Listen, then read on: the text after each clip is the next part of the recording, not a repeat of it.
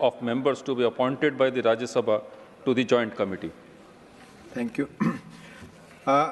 मैं पुनः नाम लेना चाहूँगा। माननीय श्री दोरजी तेसरिंग लेपचा नहीं है। माननीय श्री जीसी चंद्रशेखर अनुपस्थित।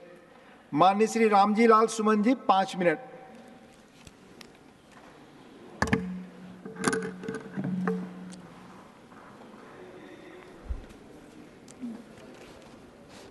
उपसभापति महोदय,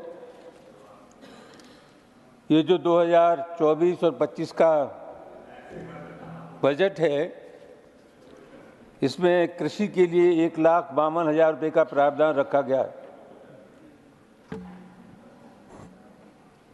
उपसभापति महोदय, अभी भी आधे से ज़्यादा देश की आबादी कृषि पर निर्भर है और ये सबसे बड़ा रोजगार देने वाला क्षेत्र है।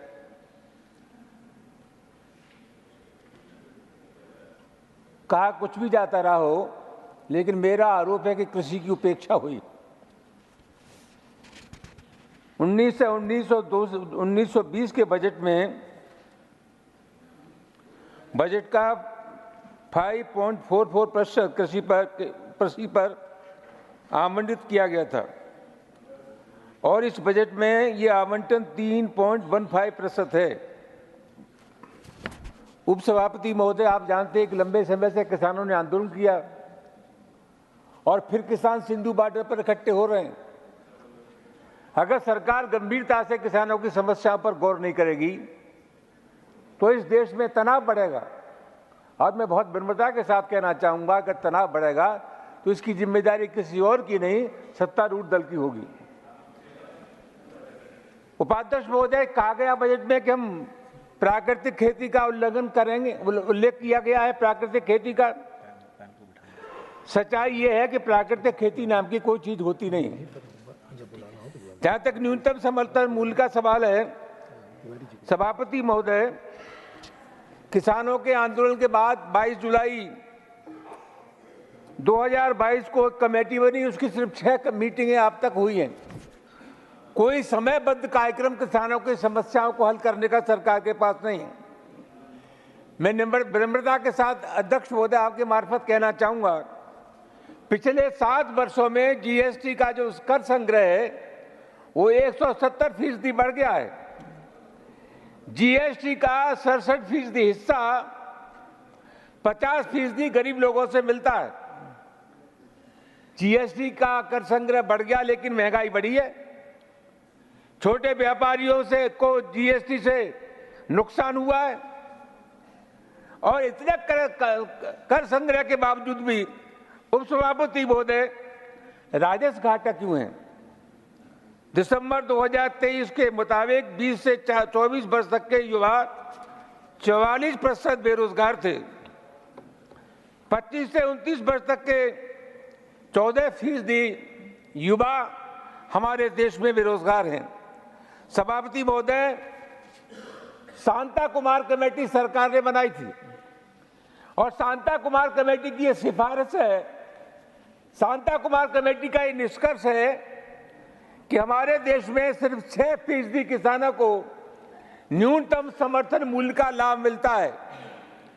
94% किसान को खुले बाजार में अपना उत्पाद बेचना पड़ता है। सभापति महोदय, जो सार्थक प्रयास कृषि को समृद्ध करने के लिए हमारे देश में होना चाहिए वो नहीं हो रहा है।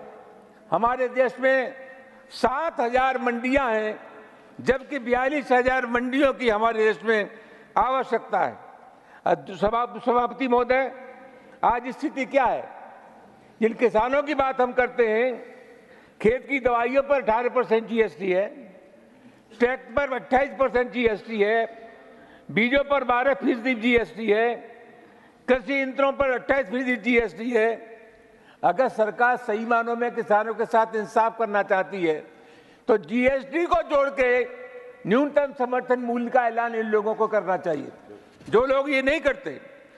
उपसभापति महोदय, सरकार कहती है किसान अपनी फसल चाहे जहां बेच सकता है। भारत में 86% किसान ऐसे हैं जिनके पास 2 हेक्टेयर से कम जमीन है। क्या वो अपने उत्पाद को कहीं बेच सकते हैं? उपसभापति महोदय, ये संभव ही नहीं है। उपसभापति महोदय, सबसे महत्वपूर्ण बात क्या है? सबसे महत्वपूर्ण बात यह है, अभी कृषि मंत्री जी ने और हमारे लायक दोस्तों ने बड़ा हल्ला किया खेती के सवाल पर। न्यूनतम समर्थन मूल्य तय करने वाली जो कमेटी है, उपसभापति महोदय, वो कृषि मंत्रालय के अधीन एक संयुक्त सचिव उसका अध्यक्ष होता है। उसमें कृषि वैज्ञानिक नहीं है, किसानों के नुमाइंदे नहीं है। उपसभापति महोदय, जिन लोगों को ये जानकारी नहीं है कि चने का पेड़ बड़ा होता है या गेहूं का पेड़ बड़ा होता है, वो किसान के भविष्य को तय करेंगे। आपका समय खत्म है माननीय सभापति जी 2 मिनट लूंगा सर, प्लीज। आप उपसभापति महोदय, किसान को अधिक उत्पादन का लाभ मिलेगा, ये संभव नहीं है। खाद्य के भंडारण की व्यवस्था हमारे देश में नहीं है। अभी कहा गया कि किसान बहुत खुशहाल है। महाराष्ट्र में जनवरी से जून तक 1267 किसानों ने आत्महत्या की है। सभापति महोदय, सबसे महत्वपूर्ण सवाल है, इस देश में जो विकास का मॉडल इख्तियार किया गया, मैं किसी की आलोचना नहीं करना चाहता, लेकिन जब तक कृषि पर आधारित बजट और श्रम पर आधारित उद्योग हमारे देश में नहीं लगेंगे, इस देश के हालात को सुधारा नहीं जा सकता। बजट से बहुत लोगों को अपेक्षाएं थी, किसानों को, मजदूरों को, गरीबों को, लेकिन बजट ने आम लोगों को निराशा ही किया है। और उसके संदर्भ में उपसभापति महोदय, मैं कहूं तो बिल्कुल ठीक है, मुंतजिर थे आमदे फसले बहार के, मुंतजिर थे आमदे फसले बहार के, ऐसी बहार आई कि गुलशन जला दिया। बहुत बहुत धन्यवाद। बहुत धन्यवाद माननीय रामजी लाल